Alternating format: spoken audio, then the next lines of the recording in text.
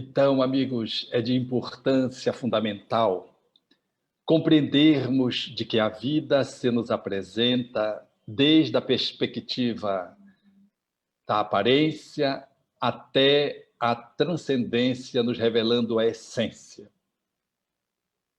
O Espírito Emmanuel chega a postular de que nós somos um turbilhão eletrônico, fazendo menção ao nosso corpo, quando enseja fazer a introdução do livro Nos Domínios da Mediunidade. E, ao fazê-lo, ele faz essa menção que eu acho demasiadamente interessante. À luz da física moderna, nós se nos apresentamos materiais, concretos, fisicamente postos, ao ponto de ser sensíveis aos 5 sentidos. Todavia, somos um turbilhão eletrônico, um espaço vazio, já que a matéria ela não tem essa consistência que podemos avaliar de princípio, revelando tão somente uma aparência de concretude. Todavia, o nosso corpo é uma das expressões fundamentais quando consideramos o nosso processo evolutivo. Não foi sem razão que Allan Kardec colocou na página extraordinária de O Evangelho segundo o Espiritismo, justo do capítulo que trata Sede Perfeito, cuidai do corpo. Fez uma menção à necessidade dessa conjugação, cuidarmos do corpo e cuidarmos do espírito. E fez uma análise, numa síntese extraordinária, quando se propõe de que precisamos ter como objetivo o nosso processo evolutivo, o espírito, que é o ser inteligente, mediado pelo corpo, que é o nosso templo divino. Em fazendo essa análise, ele propõe, portanto, de que o espiritismo não desprestigia o corpo, não desqualifica o corpo, mas coloca o corpo como instrumento, como meio, como estratégia pela qual nós nos valemos para conquistarmos sabedoria, amor e paz. Portanto, não há na perspectiva da visão espírita um olhar que possa haver uma desclassificação corpórea, nem tampouco o culto ao corpo. O materialismo, ele cifra-se, sintetiza-se, circunscreve-se à estrutura corpórea, porque ele não crê que haja algo além da matéria. Faz uma análise, quando linkado ao ateísmo, de que a matéria ela é por si mesma a própria vida e de que o ser é um epifenômeno que se apresenta do ponto de vista do sentimento, do pensamento, posto que o ser em si mesmo é o cérebro e a estrutura física, sendo a emoção, sendo o sentimento, os pensamentos, as crenças, a intuição, apenas uma derivação do que é a estrutura corpórea, especificamente o cérebro. Põe, portanto, a visibilidade da vida na matéria, porque desconsidera o espírito. Coloca a consciência como uma consequência do cérebro. A proposta do espiritualismo faz uma análise diferente. Coloca o ser espiritual como a causa do corpo e o cérebro como manifestação da estrutura de natureza espiritual. Colocando, portanto, numa perspectiva espiritualista espírita, de que o pensamento, o sentimento, as emoções, elas não são cerebrais, elas são do espírito imortal. E o cérebro, tanto quanto o corpo, é uma expressão do espírito, é uma consequência do espírito. Desse modo, a avaliação que o espiritismo faz é inteiramente oposta àquela que faz o materialismo, que coloca por primeiro o corpo e depois a consciência. O espiritismo coloca as avessas, Primeiro o espírito, a consciência e depois o corpo. E quando nós nos aprofundamos nessa análise, hoje enriquecida pelos estudos das experiências de quase morte, dos moribundos, nas análises que se faz das pessoas terminais, do ponto de vista da sua vida física, nós podemos constatar de que, efetivamente, a consciência é ela quem modela o corpo físico. É o espírito que estrutura o corpo. E os espíritos assinalaram, de forma categórica por Allan Kardec, de que o espírito, através do perispírito, o corpo espiritual, ele ensejaria modelar o corpo físico, de que o corpo era o bolo, resultado de uma forma. A forma era o perispírito, delineado, portanto, pelo espírito, que ensejaria gerar como consequência, como um epifenômeno, a estrutura corpórea, desde o cérebro até as manifestações periféricas, incluindo a pele. É assim que o espírito André Luiz, através de Francisco Cândido Xavier, na obra Os Missionários da Luz, faz uma análise altamente enriquecedora. Numa época em que ainda pouco se sabia acerca dessas peculiaridades que envolvem a genética, e o espírito André Luiz assinala, sendo o porta-voz do espírito superior a quem ele tutelava, Alexandre, e descreve o fenômeno da reencarnação para falar do corpo. É a experiência de Segismundo, que a deveria de renascer. Então diz o notável benfeitor espiritual, através de Francisco Cândido Xavier, de que, antes de reencarnar, Segismundo compareceria com especialistas para analisar o formato do corpo, a estrutura corpórea. Arquitetos, engenheiros espirituais iriam, junto com Segismundo, definir o que seria a sua estrutura física em função da sua reencarnação, do aproveitamento da sua existência que estava pautada para aqueles tempos. E essa análise é feita com muito cuidado.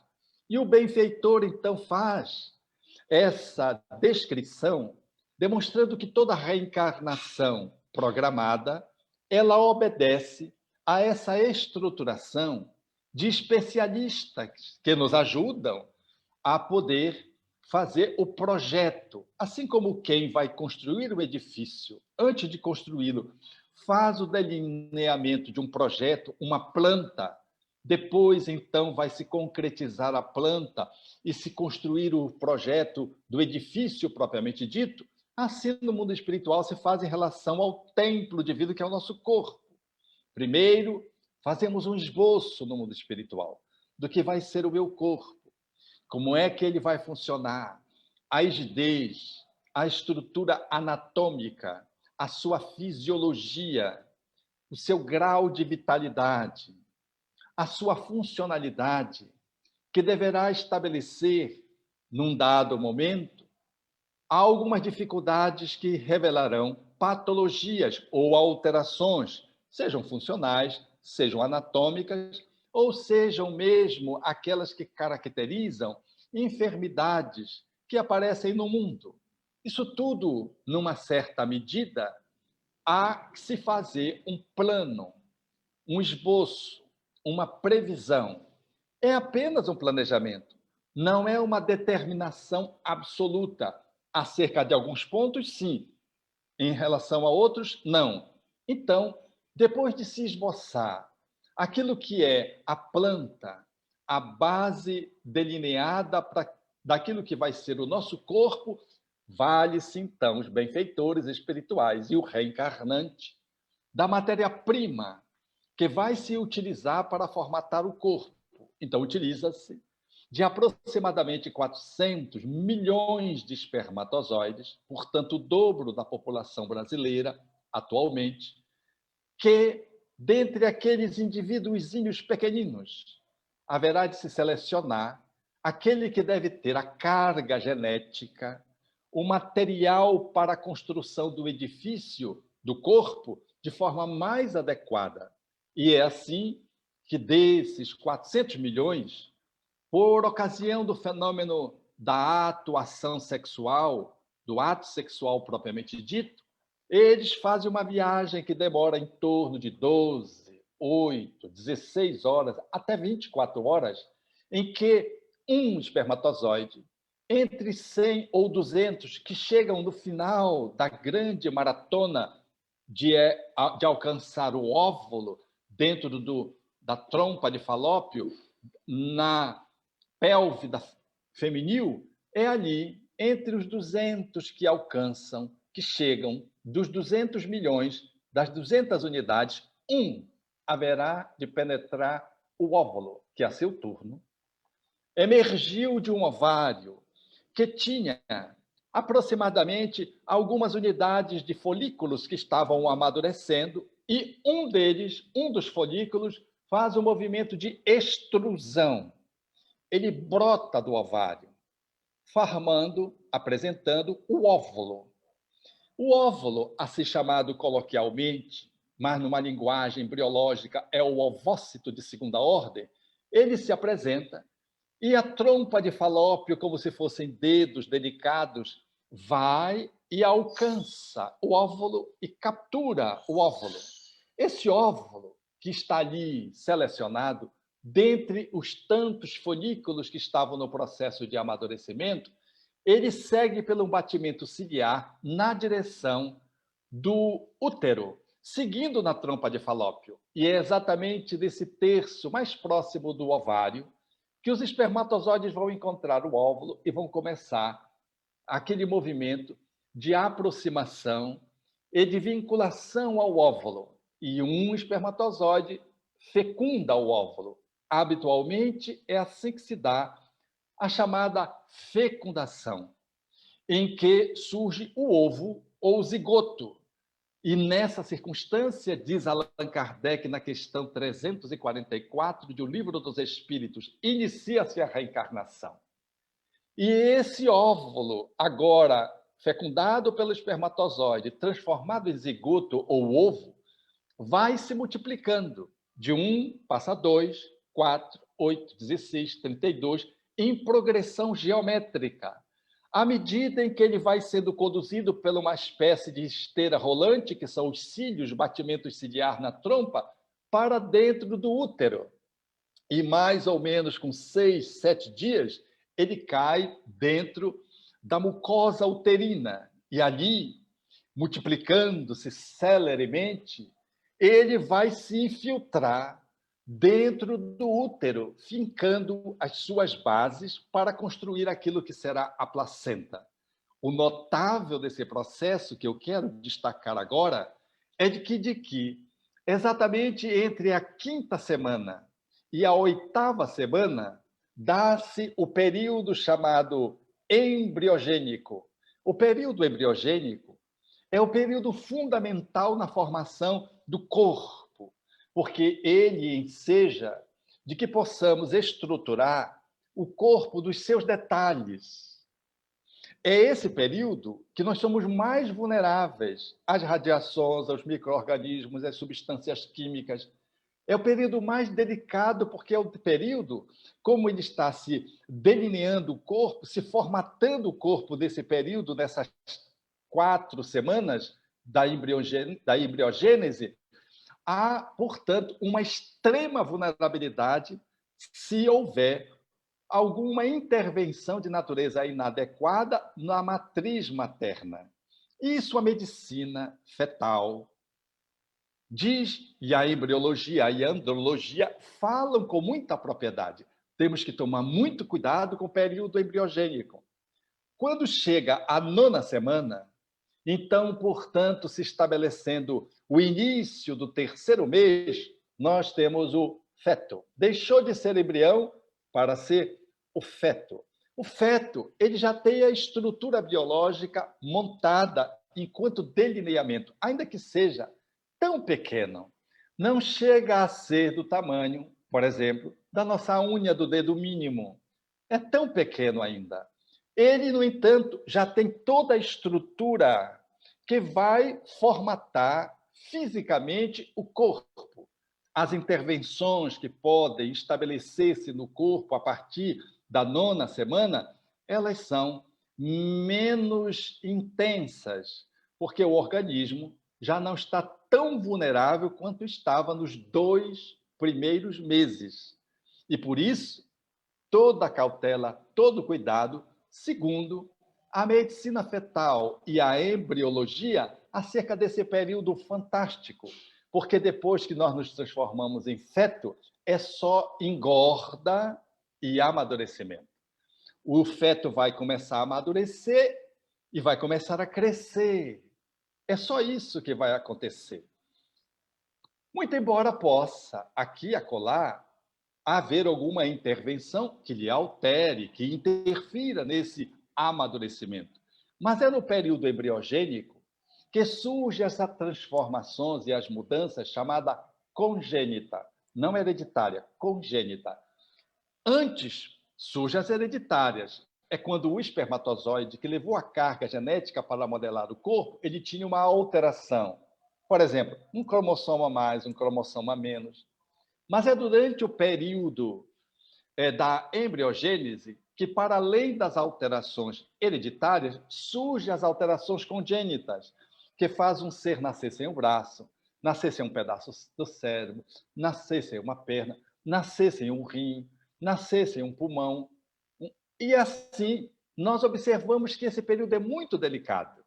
Mas o mais admirável ainda, de que a medicina ainda não conseguiu lograr, penetrar na profundez desse conteúdo, porque ele está nos ascendentes espirituais, o espírito Alexandre afirma que nesse período hidrogênico ele é tão importante que as entidades benfeitoras cerceiam as visitas das grávidas no mundo espiritual por afetos no mundo espiritual.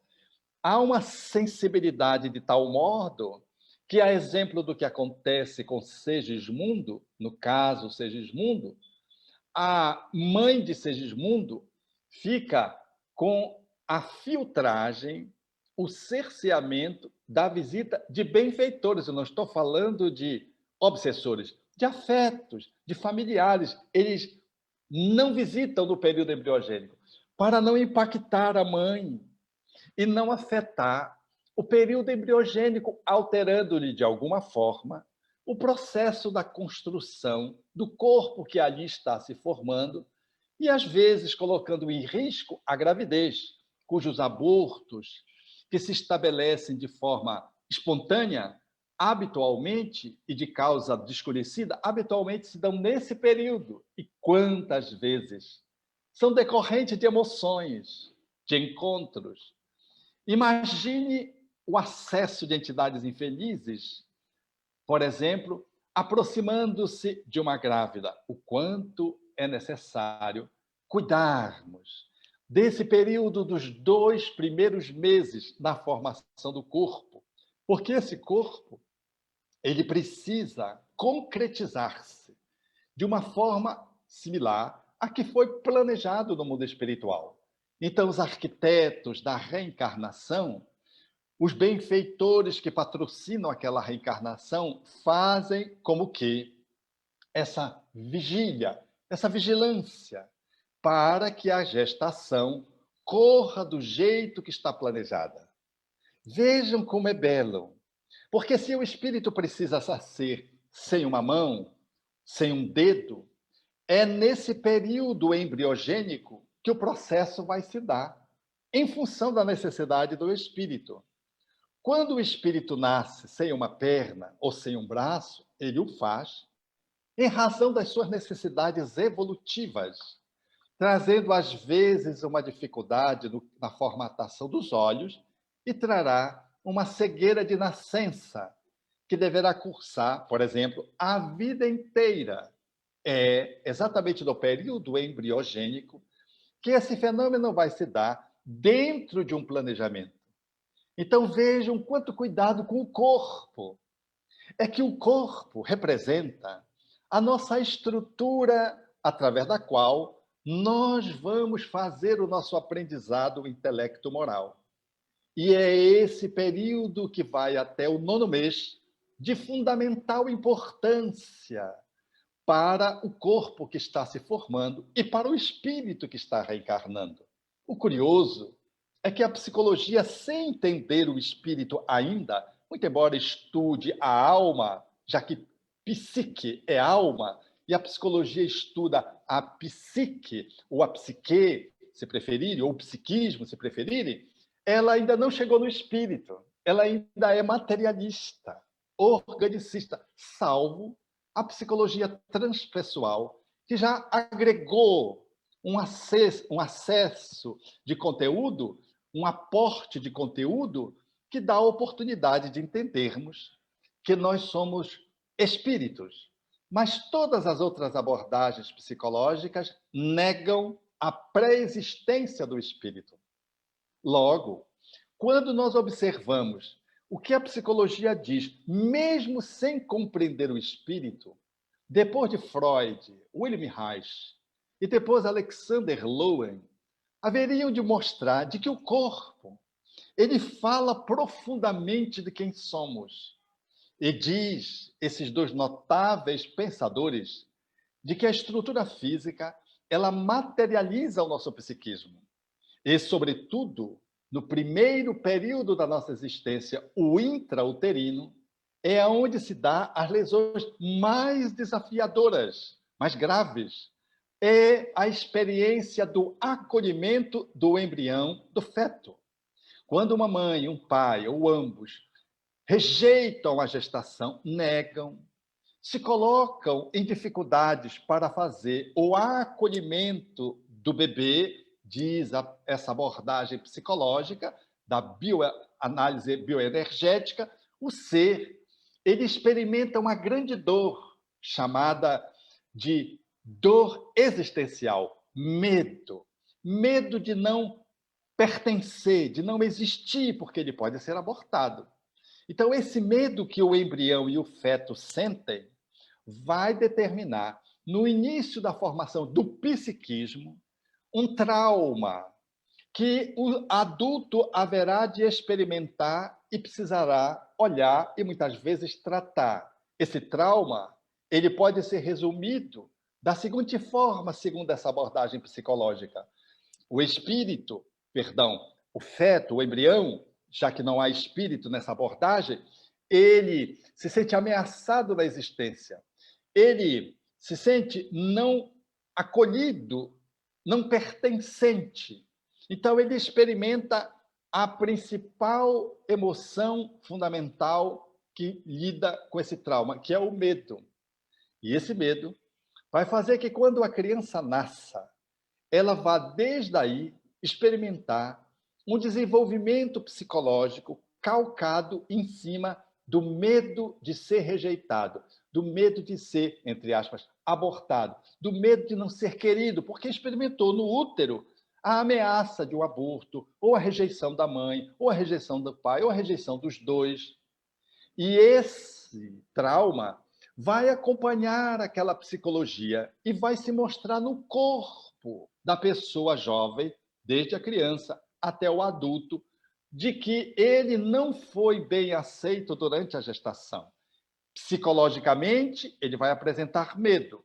E corporalmente, ele vai se mostrar como alguém que tem uma estrutura física muito frágil, muito franzina, e terá as características comportamentais de ser uma pessoa estranha, esquisita, esquizoide, com muitas possibilidades de desenvolver patologias psiquiátricas que são as psicoses, a esquizofrenia e outras tantas, nessa visão psicológica.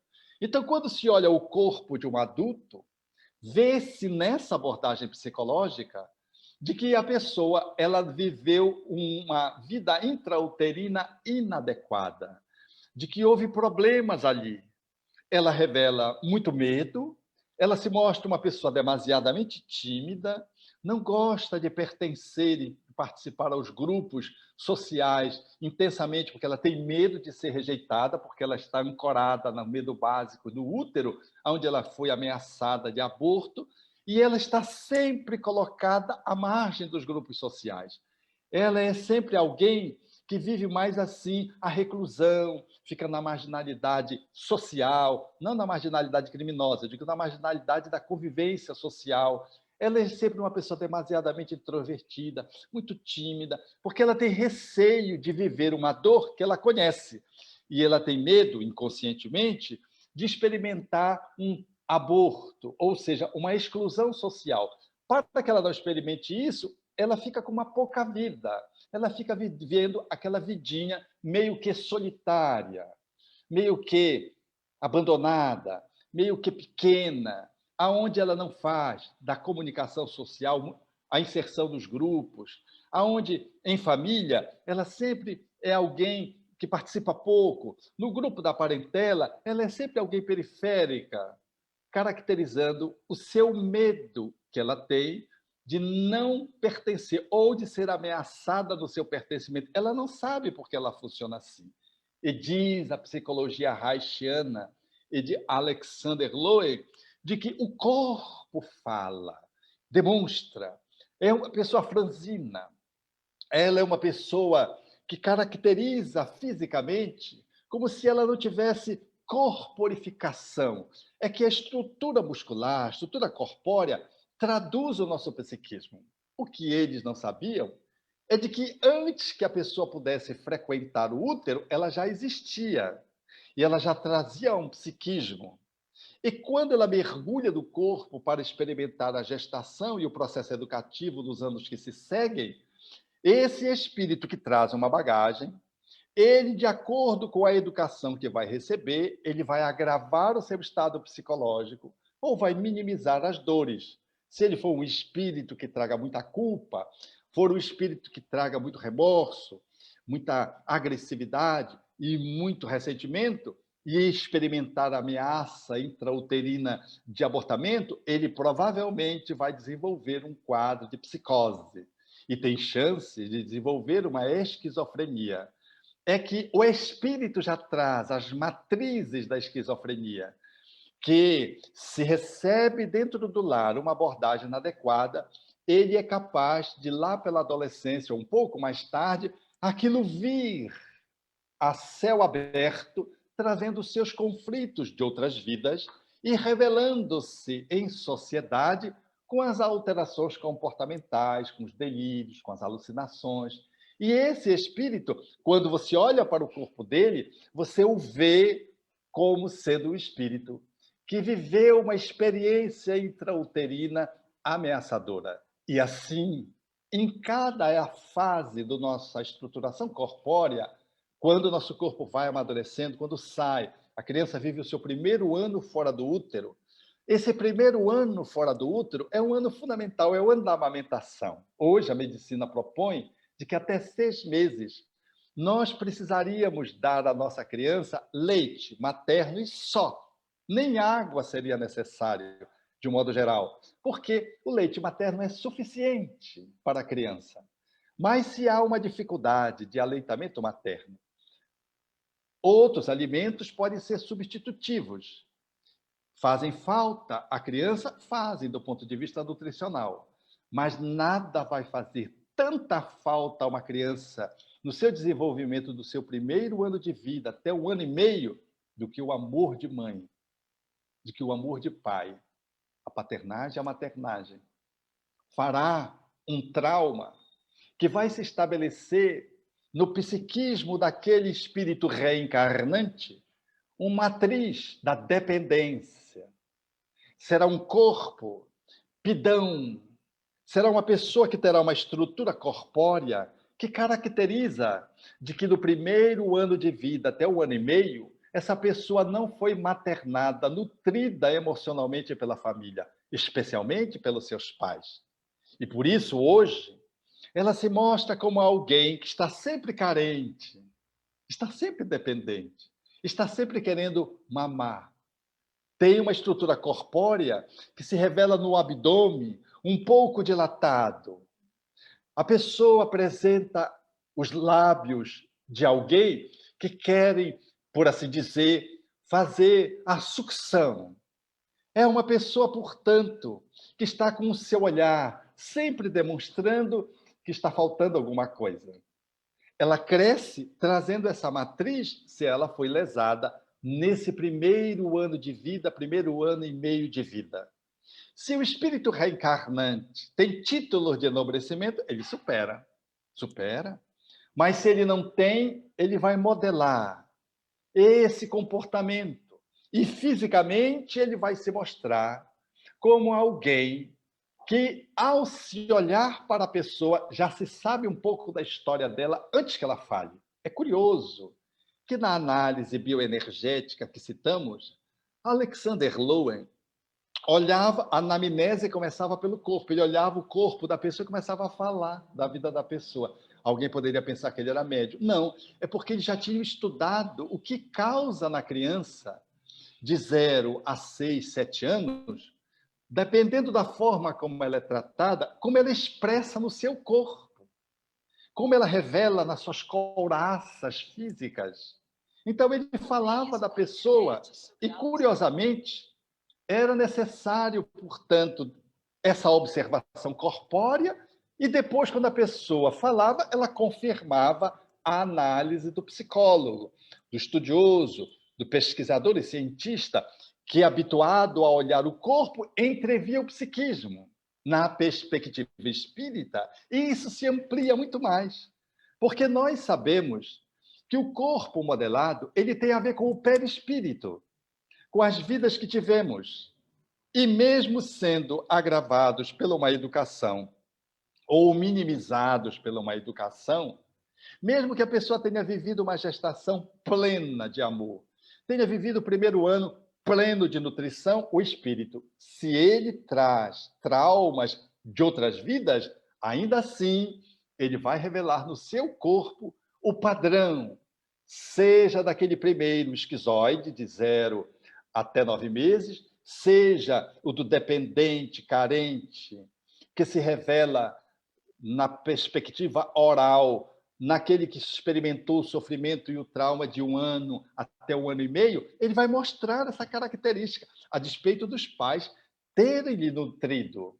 É que o Espiritismo faz uma análise de que o corpo físico, ele expressa a alma. E agora nós podemos juntar a psicologia tradicional, da bioanálise energética, a partir de Freud, estudada por Reich e ampliada por Lowen, nós podemos juntar com a psicologia espírita, com a visão do espiritismo, com a ciência espírita, e poder compreender, então, como é que se dá esse processo de formação, porque o espiritismo diz de que o perispírito modela o corpo. Allan Kardec demonstra, em A Gênese, de que quando nós reencarnamos, nós nos vinculamos célula a célula.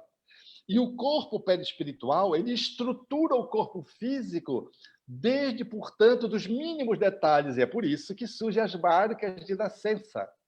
E aí nós vamos entender, seja pela psicologia e ampliado pela psicologia espírita, de que o corpo fala de quem é a alma. E é assim que, quando nós olhamos uma pessoa adulta, nós podemos avaliar o que aconteceu com ela mais ou menos no útero, no primeiro ano de vida, no segundo ano de vida, no terceiro e quarto ano de vida, na primeira infância, em que o Espírito diz, Emmanuel, que se consolida a reencarnação. O Espírito reencarna, apresenta-se quando nasce, segundo os Espíritos disseram a Allan Kardec, e a consolidação desse processo vai se dando até os 7 anos, em profunda coincidência com a visão psicológica. E por isso o nosso corpo, ele traduz não só a educação que recebemos, o acolhimento ou não psicológico que recebemos ao longo da concepção até os 7 anos, mas tudo quanto estabelecemos para nós mesmos ao longo das outras vidas.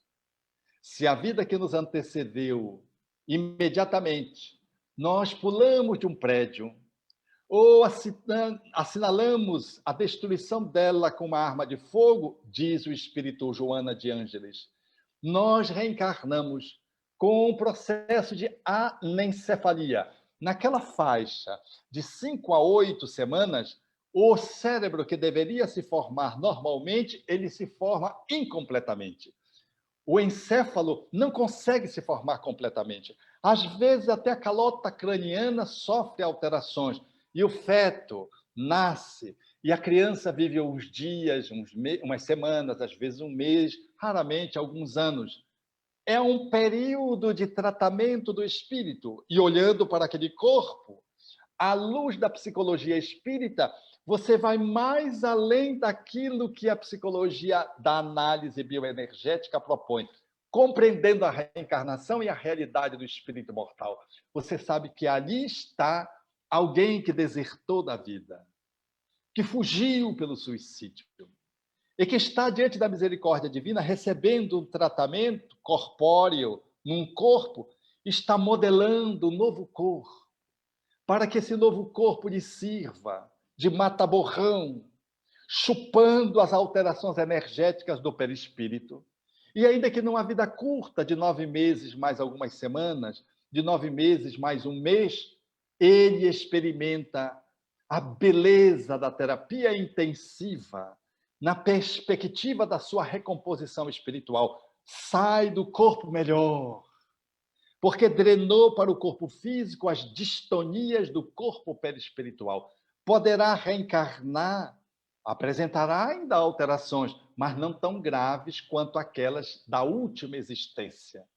E é assim que o Espiritismo vai, e se nos assinala de que o corpo físico, ele é o resultado de tudo quanto se nos acontece do ponto de vista psicológico educativo até 7 anos, da concepção até 7 anos, mas tudo que o espírito traz enquanto repertório, enquanto acervo de experiências positivas ou negativas. E aí você vai entender o porquê pais belos têm filhos horrorosos. Tem gente que reencarna, é feio que dói. Eu sei que feiura é uma coisa subjetiva, mas eu estou falando da feiura num grau de cultura cujo feio e o belo tem um conceito e a pessoa nasce naquela cultura com o conceito do feio e nasce horroroso. E tem gente que nasce com uma beleza incrível. O porquê um nasce sem um membro e o outro nasce elétrico, normal. E uns nascem muito elétrico e transformam-se naquelas pessoas que são o TDAH. Uns nascem trazendo características que desde o berço sinalizam que são crianças aformoseadas por dentro, dada a característica de pacificação, de suavidade, de ternura e de serenidade. E outros nascem trazendo o desequilíbrio que caracteriza o autismo grave.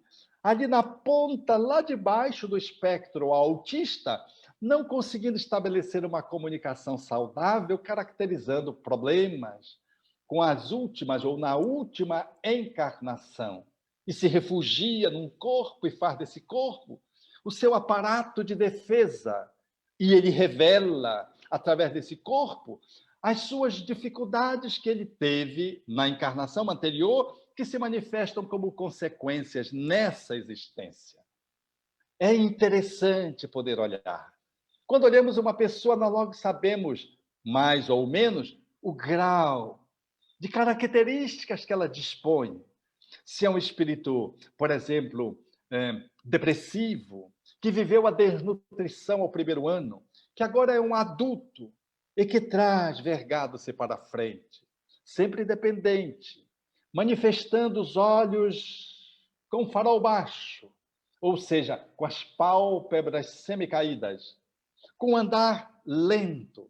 Nós estamos só olhando, percebendo que há alguém que traz a característica da depressão, não só da tristeza, mas da depressão, que já é uma patologia. E a energia que ele traz é uma energia depressiva. O psicoterapeuta, o médico, o familiar, a pessoa mais sensível, o médio, ele sente a aproximação da pessoa antes que a pessoa fale que ela está depressiva. Como ela entra, por exemplo, num consultório médico, nós já percebemos a forma como ela entra, o que é que ela traz, pelo jeito de andar. Se ela arrasta muito o pé, antes que você a veja, você pode já presumir que seja uma pessoa idosa. porque os idosos vão perdendo vitalidade e vão arrastando o pé. Mas pode ser alguém que entre como se fosse quase um pássaro voejante, porque toca o chão muito suavemente com os pés. Ele ainda não tem uma fixação corpórea, ele não se corporificou tão intensamente e ele traz um descolamento do solo com os pés. Então ele movimenta-se, mas ele não coloca os pés no chão. Está sempre no mundo da lua, como se diz em família, coloquialmente, acerca do tipo de criança ou de adolescente que funciona desse jeito. Ele terá que aterrar à luz da psicologia e da perspectiva da psicologia espírita, esse espírito. Ele vai precisar concretizar a sua existência vindo mais intensamente para o corpo. Ele precisará fazer caminhadas, colocar o pé no chão, preferencialmente sentir os pés, para que ele venha para o corpo. Ele está reencarnado, mas ele não está totalmente apropriado das suas funções corpóreas. E quando a gente vê, ele vive no mundo da instabilidade mental. Ele se esquece, ele facilmente está fora da realidade. É uma pessoa excelentemente criativa. No entanto, ele não realiza nada, porque ele pensa muito, sonha muito, cria muito, mas não faz, porque ele não tem aderência à verdade, à realidade. Do mesmo jeito, quando a gente olha uma pessoa e vê ela como se fosse uma pessoa entroncada, uma pessoa socadinha, não sei se vocês conhecem pessoas assim. São pessoas que, às vezes, fortes, que a gente olha para ela e já sabe que ela tem uma história de vida que diz respeito a uma educação onde ela precisou suportar muita dor.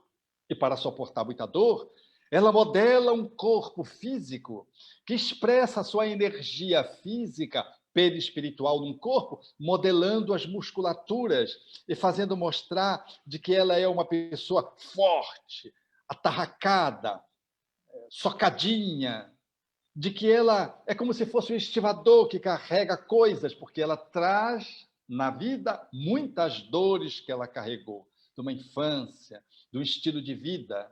Mas pode também ser um espírito que reencarnou beligerante, habituado às guerras, ao enfrentamento físico, viveu como um gladiador, como um guerreiro em mais de uma encarnação, então ele traz essa energia agressiva e o corpo como se fosse uma armadura feita pelos músculos, caracterizando, diferentemente dos irmãos, de que ele, fugindo um pouco da biologia e da herança dos pais, o quanto ele traz uma ancestralidade relacionada à agressividade dos embates.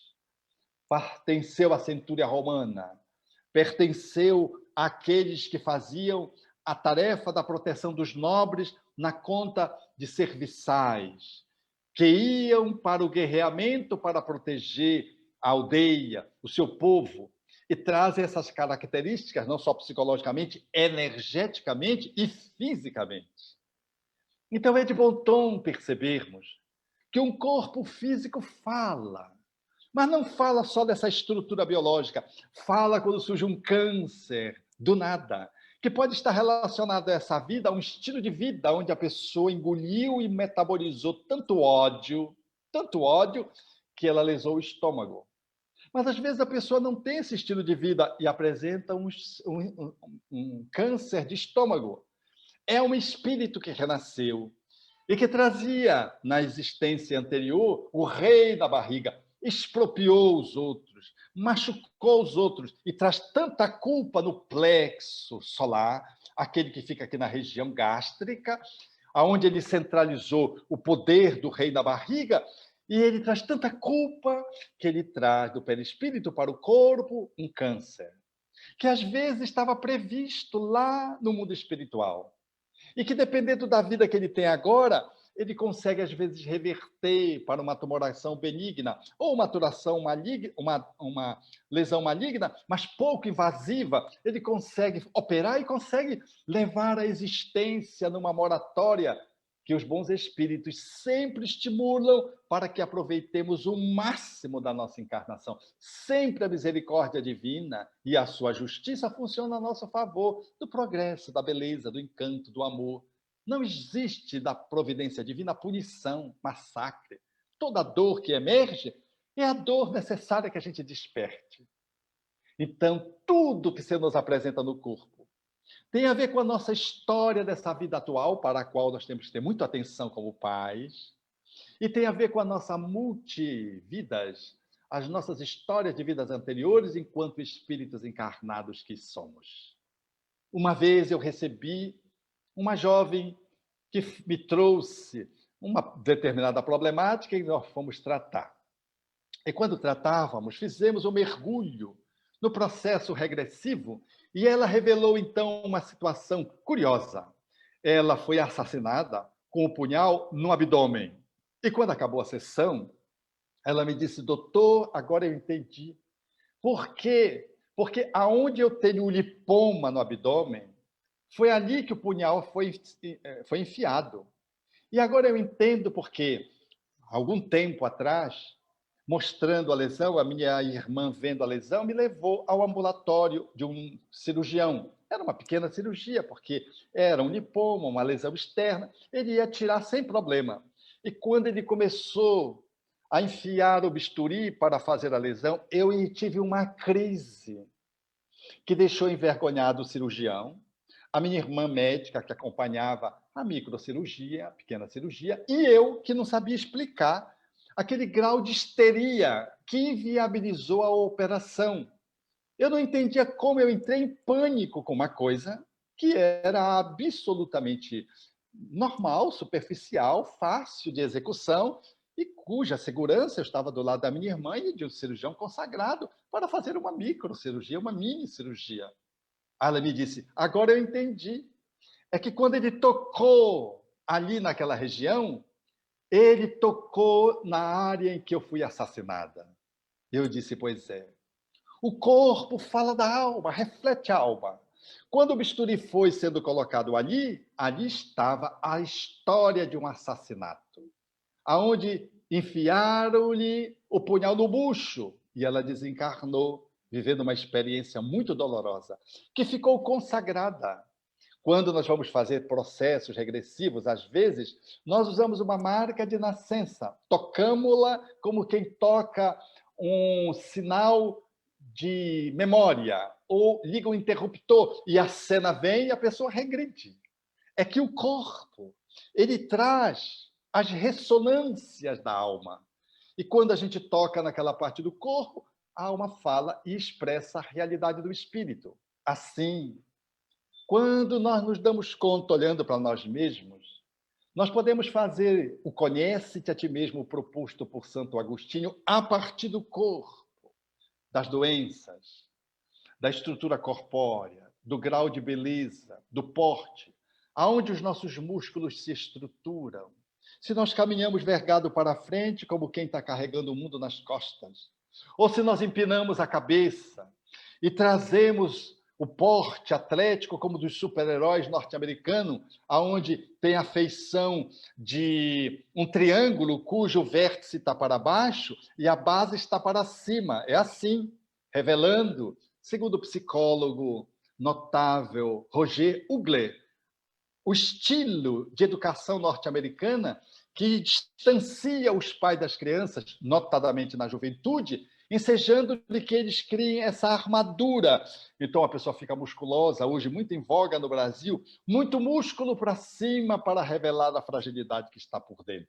Ou aqueles que têm o vértice para cima e a base do triângulo para baixo, que pode ser aqueles que vivem a carência, ou que lembram a história de Buda do processo meditativo, dizia Roger Ugler, para fazer uma análise do corpo comparando os estilos dos super-heróis criados artificialmente para vender na sociedade americana e o outro herói esquecido, os Budas da vida, que deveríamos falar da nossa realidade de conexão interna. O Espiritismo é uma doutrina fantástica. O seu objetivo é o espírito imortal no seu processo evolutivo, mas o corpo é sagrado, é o templo que habitamos e que precisamos observá-lo para podermos, cuidando dele, fazermos o melhor uso para o nosso processo evolutivo. Eu, você e todos que estamos encarnados, cuidemos do corpo, na certeza de que ele é um instrumento que revela o espírito que somos e que serve à alma que somos no nosso aprendizado evolutivo.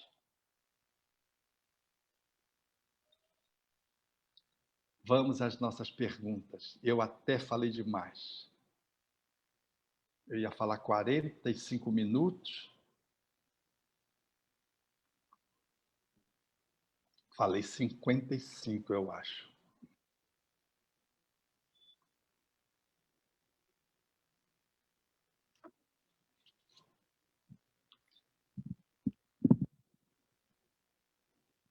Querido Dr. Alberto Almeida, Pois não. você poderia falar 2 horas e nós todos, olha, nós que estamos aqui no auditório, estamos todos acordados, temos várias perguntas aqui. Acredito que os nossos amigos que estão online no Zoom, através das mídias sociais, também devem ter perguntas. A gente não sabe se a gente vai conseguir responder todas, se o Dr. Alberto vai conseguir responder todas, mas nós tentaremos o máximo que nós pudermos.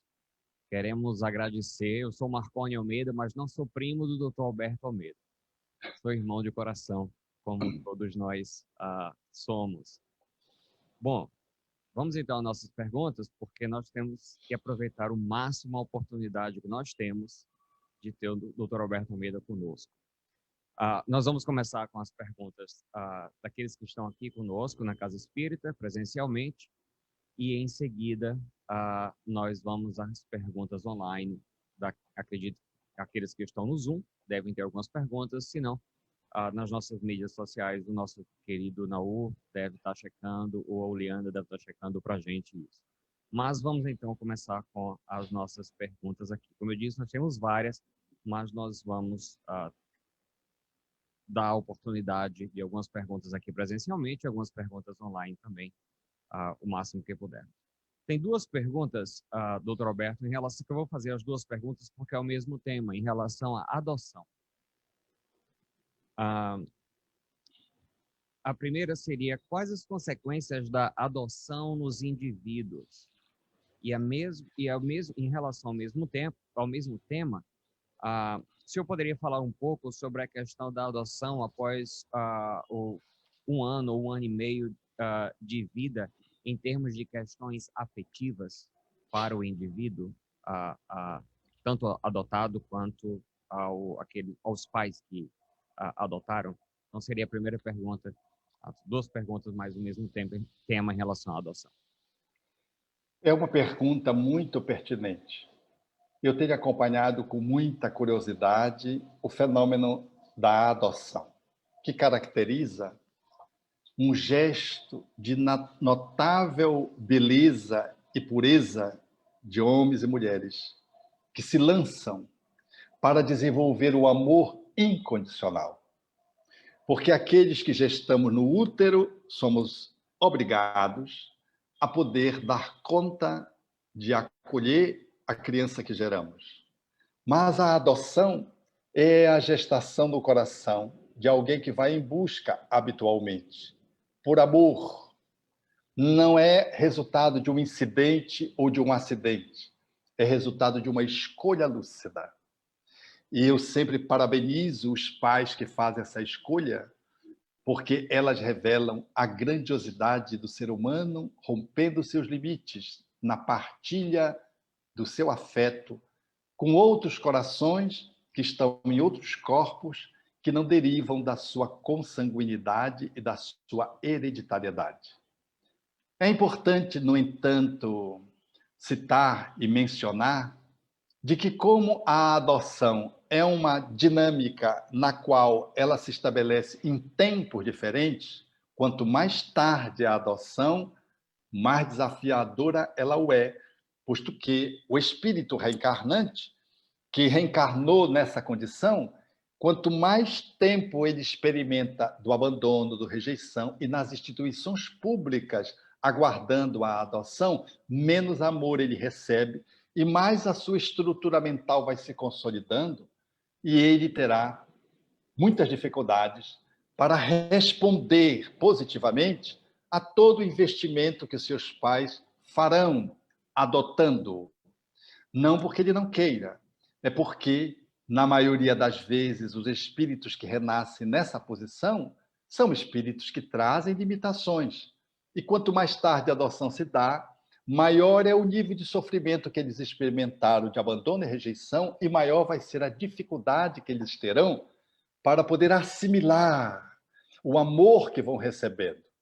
Então, é comum observarmos na adoção a busca do espírito que, ao invés de poder apenas fixar-se no amor que recebe dos seus pais afetivos, ele fica encrencado com a sua origem. É curioso isso. Nós sempre temos a necessidade de olhar para a nossa origem.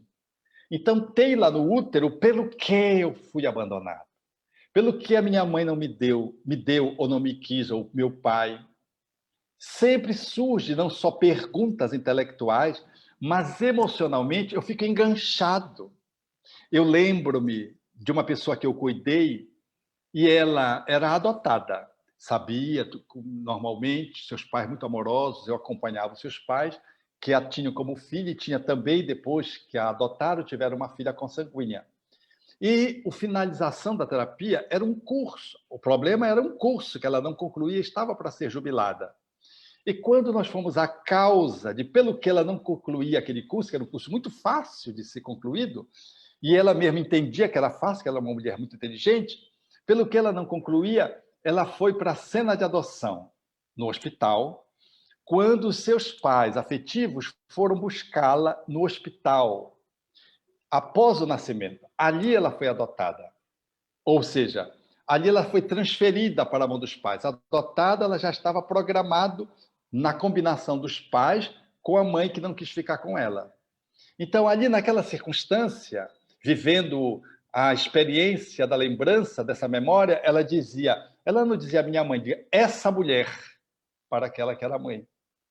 E então ali ela entendeu e fechou-se, ela conseguiu dar um salto de qualidade em relação ao conflito que ela vivia de não concluir o curso, porque ela entendeu de que se ela concluísse o curso, ela teria que se emancipar, trabalhar, se emancipar e sair de casa. E sair de casa era como que perder os pais novamente. Funcionava na cabecinha dela inconscientemente, tocava na dor da criança. Então, o que empacava ela não era se formar, ter condições intelectuais e seguir profissionalmente. Não, era sair do lar e perder a família. É como se ela fosse perder a família. Na verdade, não era isso. Era a dor do abandono de uma mãe que a deu lá na maternidade, no estado em que ela viveu. Então, vejam como é curioso, como é desafiador o fato de podermos lidar com a adoção.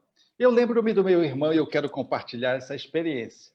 A minha mãe foi adotada e ela dizia, jamais vou dar um filho meu, o que significa já um trauma que ela não superou. E ela teve 7 filhos, 8 filhos, adotou um, inclusive.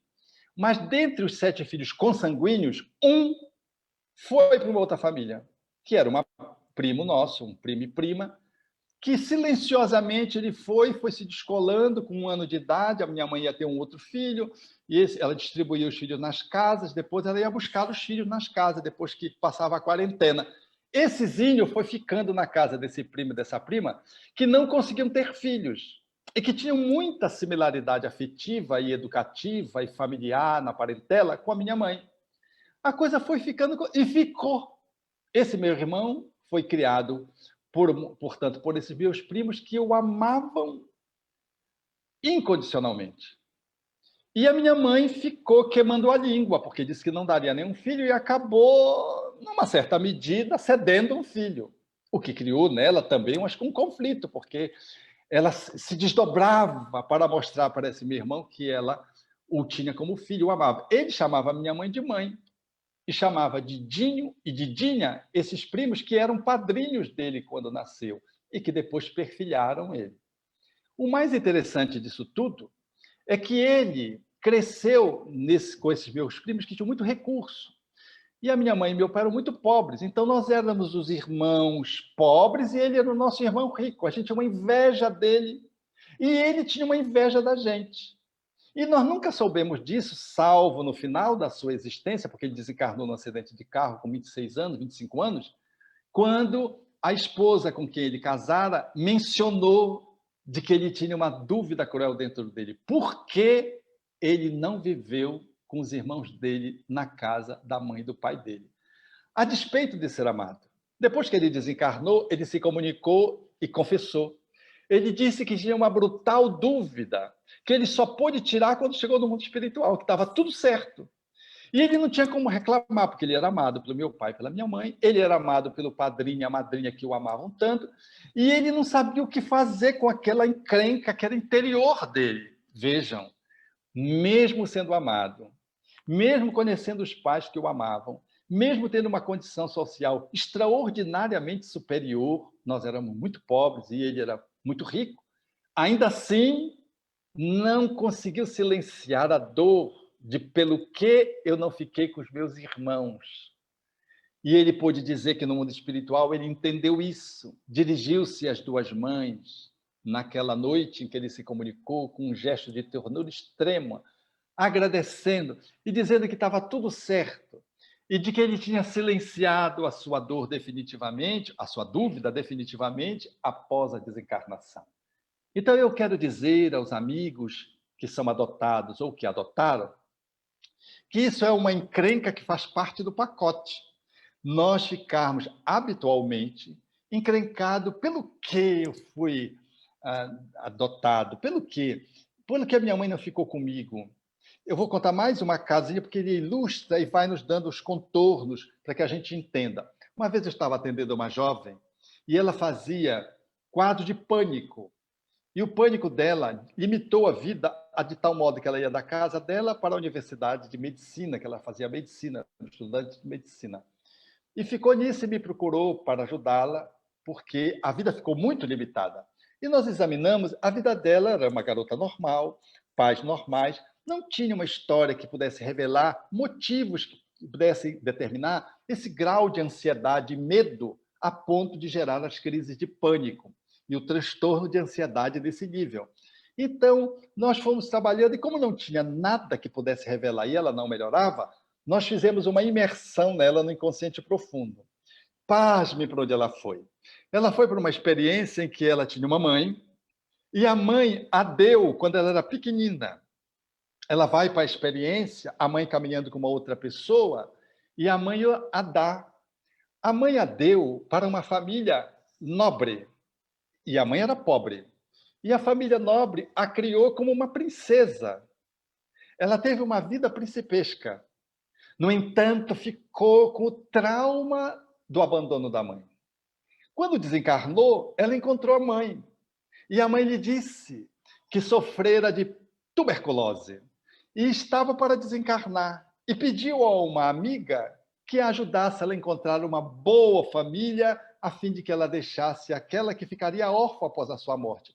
Então, ela não deu por desamor, ela deu por amor. A filha querendo dar para a filha o melhor que estava ao seu alcance.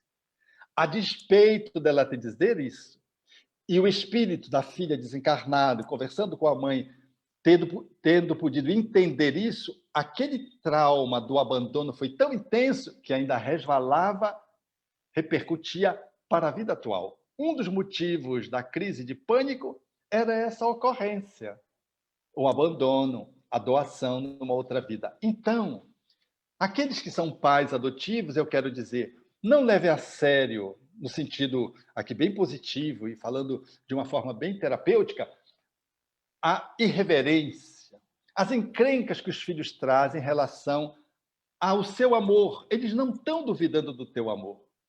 Eles estão encrencados com o amor que ficou para trás, que ele achou que deveria ter e não teve. Eles transferem para você a dor que eles trazem da origem deles.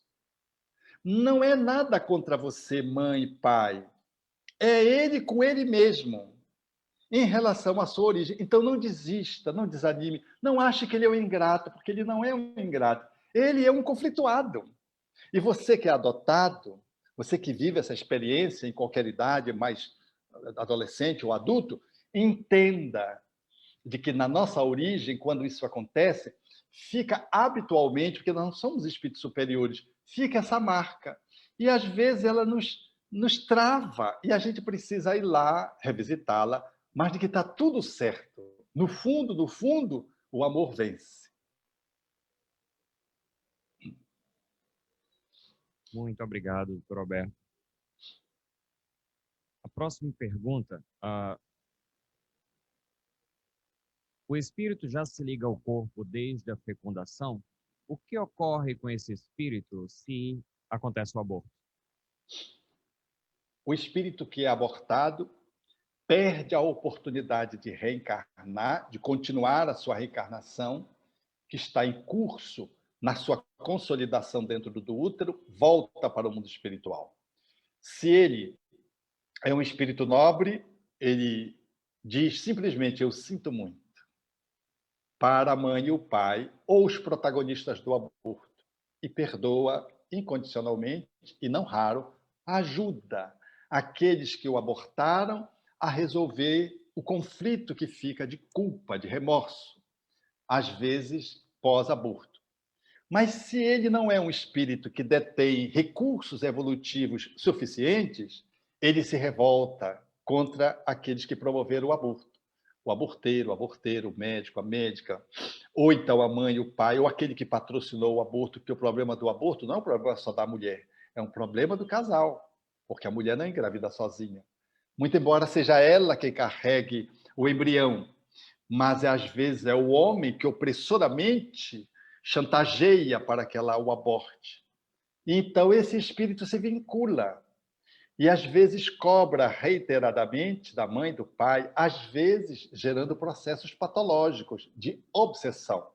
Às vezes fixando-se na matriz materna, gerando consequências de natureza fisiológica a tal ponto que se estabelece, então, uma fisiopatologia e um adoecimento do trato genital feminino em função da conexão do espírito quando a mãe, em abortando, refugia-se na culpa, trava-se pela cobrança do espírito.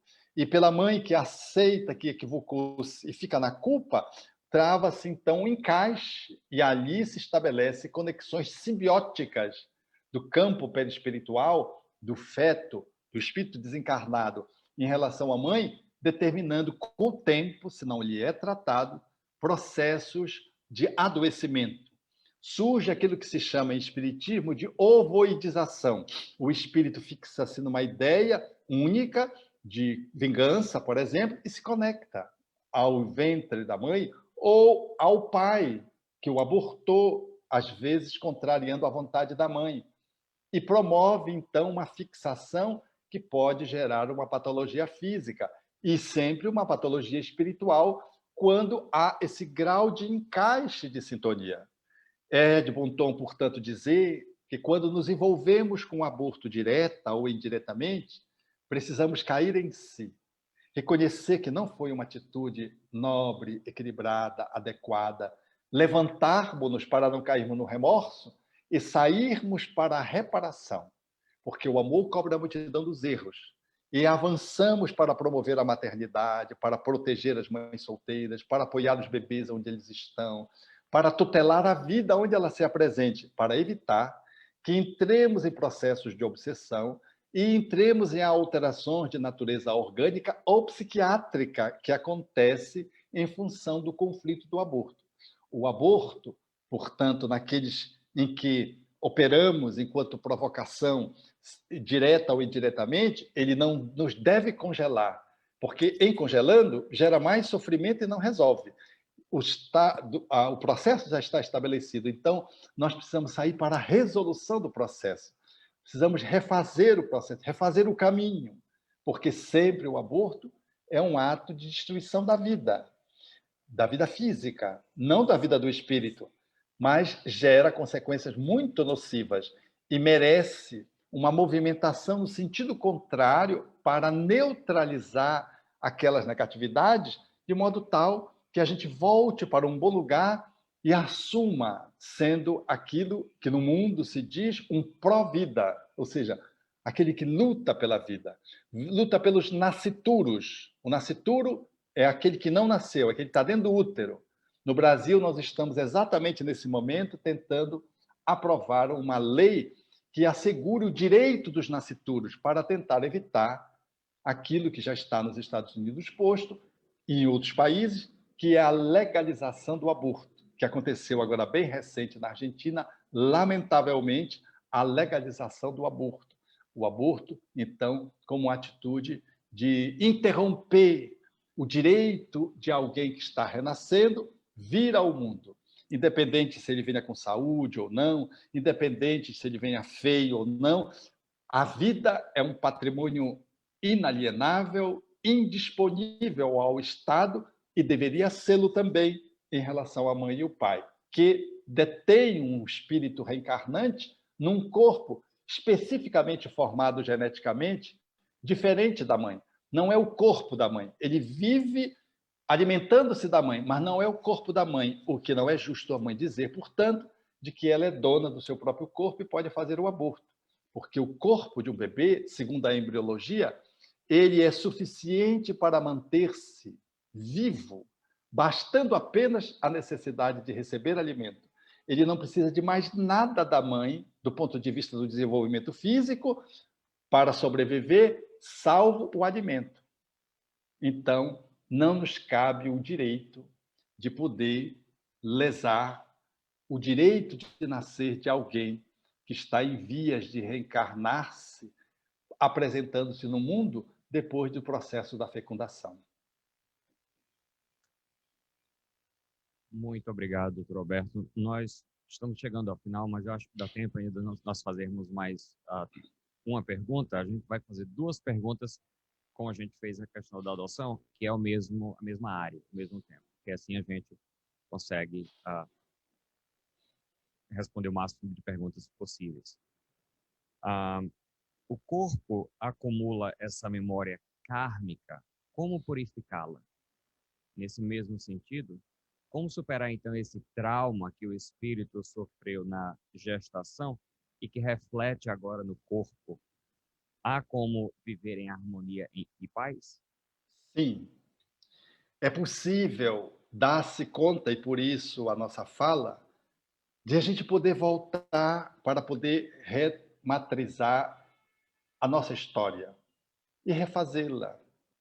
É possível voltar e entender de que aquela circunstância que nos envolveu de abandono, de não nutrição, de cerceamento do nosso direito de liberdade quando éramos uma criança de 2 anos, por exemplo, que gera muita insegurança nos adultos, baixa autoestima, tudo isso pode ser revisto. Quando eu mergulho internamente na minha história e sou capaz de poder fazer a rematrização de uma dor, trabalhando um trauma, trazendo para a consciência, eliminando as emoções que estão aprisionadas, eliminando e expressando essas emoções através do corpo e refazendo o comando psicológico que me detém hoje como uma pessoa com baixa autoestima, carente, limitada, com dificuldade de relacionamento social, narcísica, sadomasoquista, psicopata. Esses quadros que podem se desenvolver na nossa mente, eles podem ser revertidos através do autoconhecimento que o Espiritismo propõe e, às vezes, quando é muito grave, de uma ajuda psicoterapêutica. Aliás, eu quero aproveitar essa pergunta, e que ela vem bem a propósito. Nós estamos em Belém do Pará, o Jardim das Oliveiras, fazendo um curso, que é a 5ª turma do Cuidando da Sua Criança Interior. Isso é um trabalho que a gente faz de imersão à nossa história infantil, porque todos nós trazemos essa criança interior, que está embutido na pergunta, que contamina o adulto negativamente. E se a criança está bem, contagia o adulto positivamente. Então, o Jardim das Oliveiras já fez eu e mais 2 psicólogas, fazemos um curso profissional numa abordagem transpessoal, que é uma abordagem integral que inclui a dimensão espiritual. Eu, Graça Almeida e Lena Lopes fazemos esse curso e doamos os honorários para o Jardim das Oliveiras atender as famílias socialmente vulneráveis aqui em Belém, do bairro da Castanheira. Nós estamos com a 5ª turma aberta para inscrição. Começou agora, nessa segunda-feira dessa semana, as inscrições. Se alguém tiver interesse, é um curso de 5 meses, online, onde as pessoas recebem tarefas semanalmente, vídeos para que elas possam estudar o assunto e lives onde nós 3 interagimos para tirar as dúvidas. Esse trabalho, que demora 5 meses, que vai começar agora em agosto, ele está disponível àqueles que tiverem necessidade ou fizerem alguma escolha nessa direção. No meu Instagram, a pessoa pode ir no meu Instagram, ela se inscreve, Alberto_Almeida Belém, e tem um íconezinho lá chamado curso. Ela vai lá, clica no curso, e então esse ícone remete para um lugar onde a pessoa põe o nome dela, o e-mail e o telefone. E aí, o Jardim das Oliveiras, que coordena essa parte administrativa, manda para a pessoa o material do curso, a pessoa lê a proposta, o tema, o conteúdo, o custo, as datas, e aí ela se inscreve ou não, se ela quiser.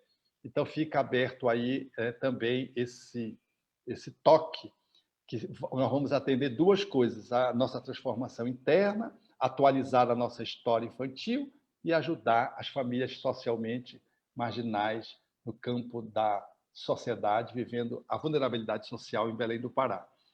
E Alberto, o ícone no Instagram é Alberto underline Almeida, underline é aquele tracinho, né? Underline Belém, Alberto Almeida Belém. Então, concluindo a resposta à questão, nós podemos sim trabalhar quando revisitamos essa história e fazemos a alteração desses conteúdos conflitivos que nós experimentamos. Todo o processo ele pode ser revertido à luz do Espiritismo. Não tem nada definitivo. Também podemos dizer, a respeito da primeira pergunta, de que a depuração se faz através do corpo. O corpo é que traz para fora as alterações que nós carregamos de outras vidas e aparece às vezes do nada. Você está bem de saúde, de repente aparece. E às vezes não tem a ver com essa vida. Kardec nos sugeria que pudéssemos avaliar as causas das aflições primeiro desta vida. Se não tiver, vai depois para outra vida. E há situações que são assim. Não tem nenhuma motivação dessa vida. Aí você vai para outra vida, está lá as causas das nossas aflições, que vêm em tempo próprio, para que possamos nos depurar. Não é só depurar, sofrer, não é isso. É fazer do sofrimento a depuração energética e o aprendizado, porque se não aprendermos, não haverá objetivo em relação ao sofrimento. O sofrimento para o Espiritismo só tem sentido como aprendizado. Então, nós aprendemos e aí não precisamos mais sofrer. A dor vai embora, não precisa ficar. Ela só fica quando precisamos aprender alguma coisa. Então, são processos depurativos que emergem. Eu poderia concluir contando uma história para vocês. Aqui acolá a gente compartilha essa história, mas ela é muito interessante para falar dessa depuração. Eu acompanhava um psicoterapeuta que veio me visitar e querendo aprender a técnica de regressão de memória.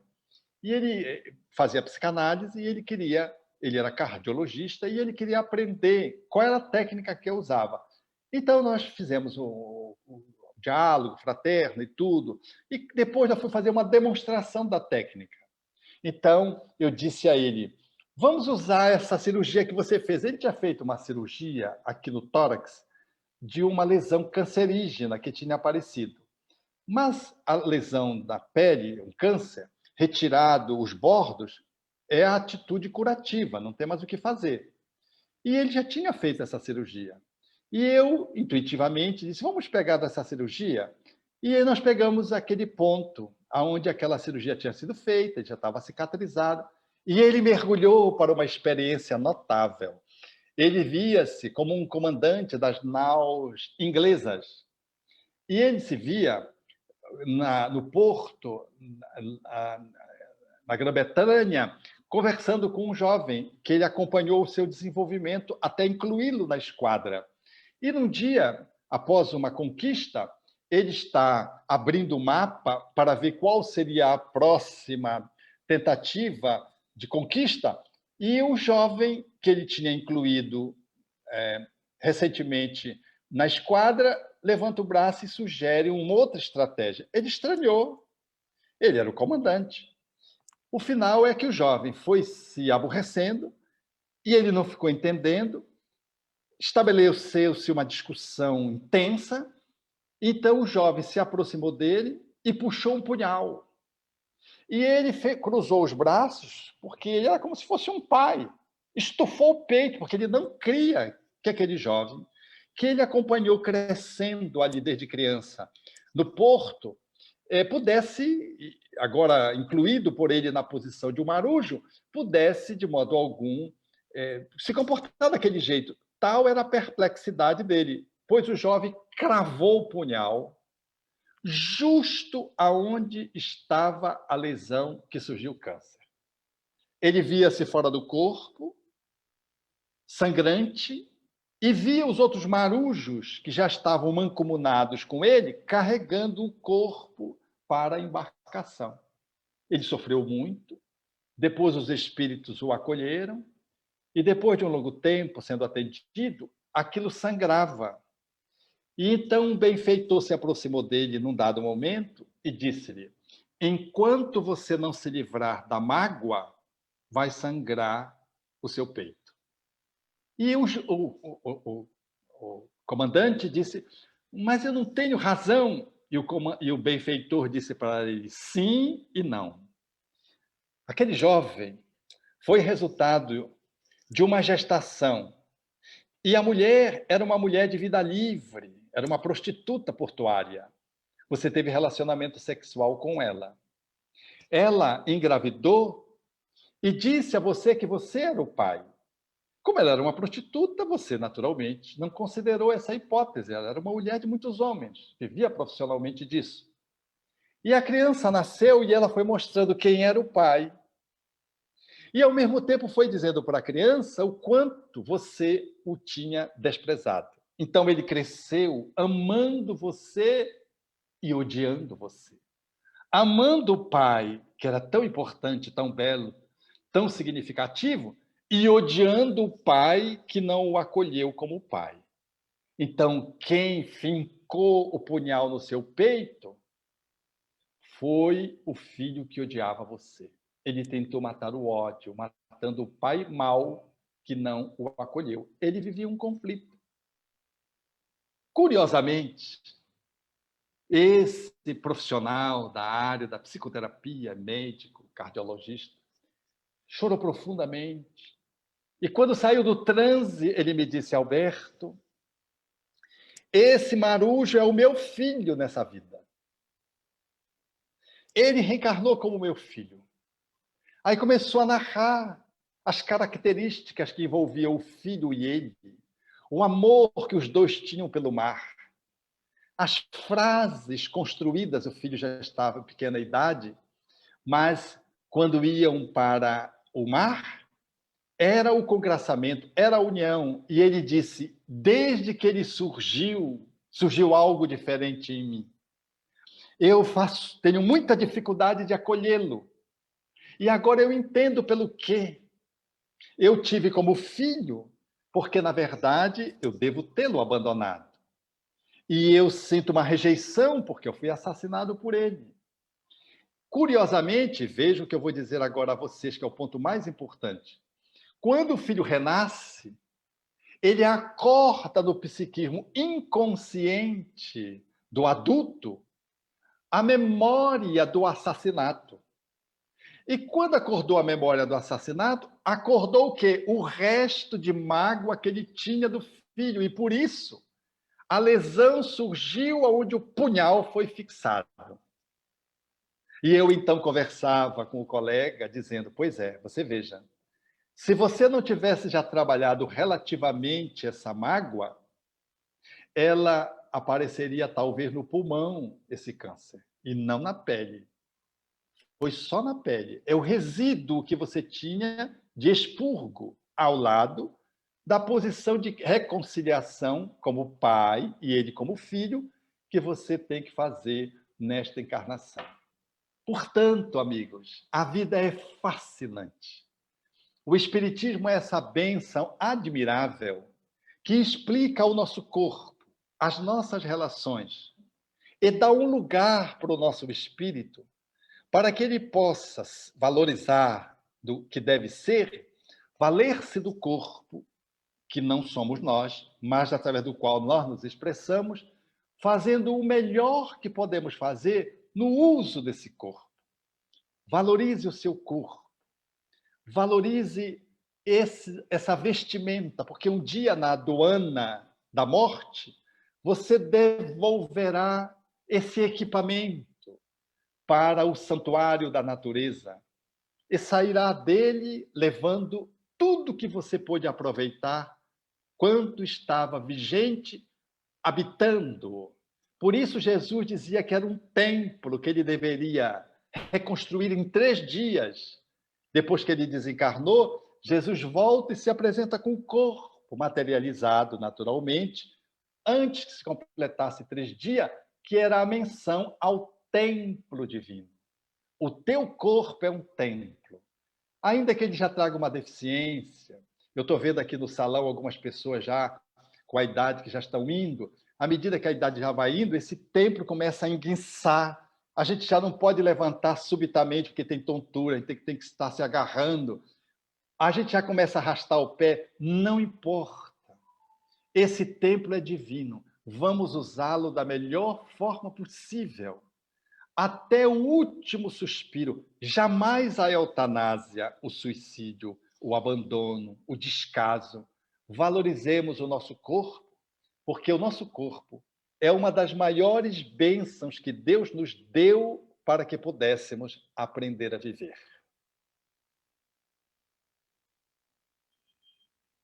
Muito, muito, muito obrigado de coração ao Dr. Alberto. Nós com certeza poderíamos ficar aqui muito mais, não é? Mas estamos imensamente gratos. E agora, para as nossas considerações finais e a nossa prece final, a gente gostaria de convidar novamente a nossa querida Dona Dirce para o encerramento desse momento tão especial. Muito obrigado. E só lembrando que o tema desse, desses 5 meses que o Dr. Alberto falou, tem também o livro Cuidando da Sua Criança Interior, né? Que inclusive ele já esteve aqui conosco.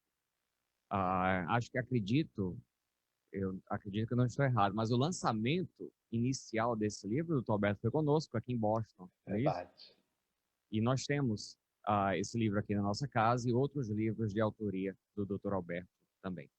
Então, com os corações imensamente felizes por essa oportunidade, convidamos Dona Dirce. Muito obrigado mais uma vez, Dr. Alberto. Gratidão, gratidão.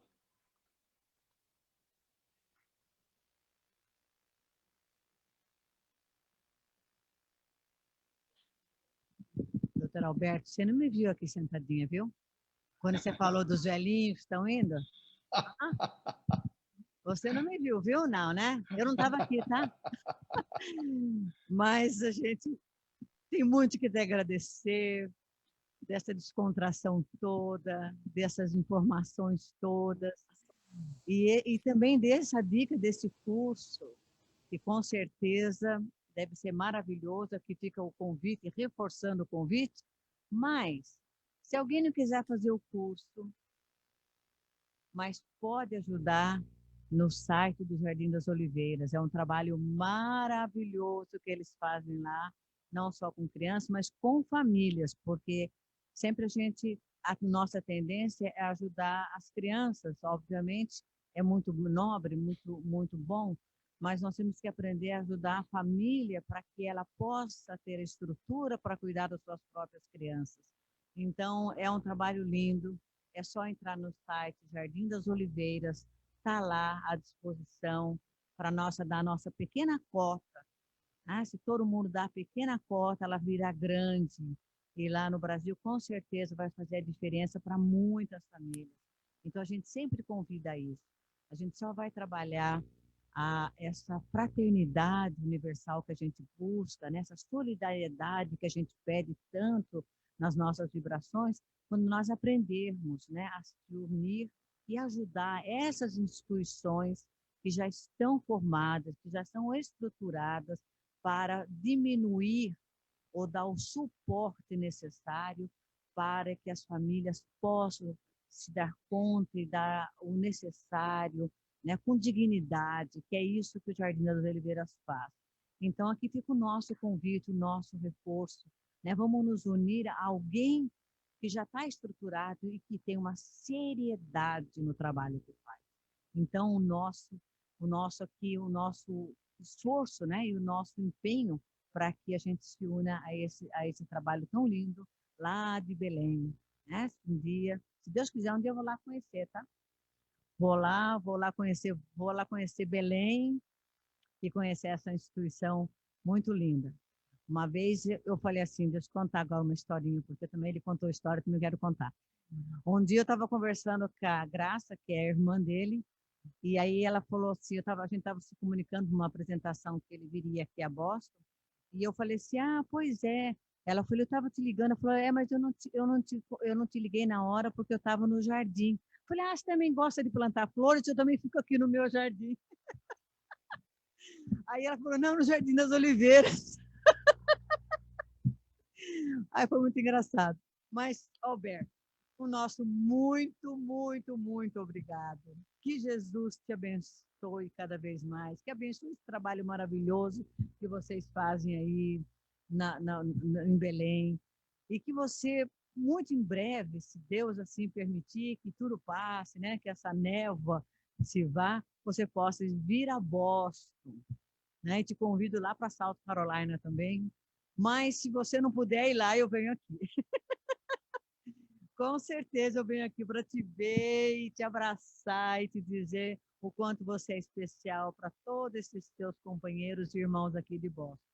O nosso muito obrigado. Que Jesus te abençoe, que Jesus te ilumine e te dê muita saúde e muito amor como você tem para distribuir para todo esse povo belezense. Tá bom? Muito obrigado. Que Jesus te abençoe e te ilumine sempre, tá bom?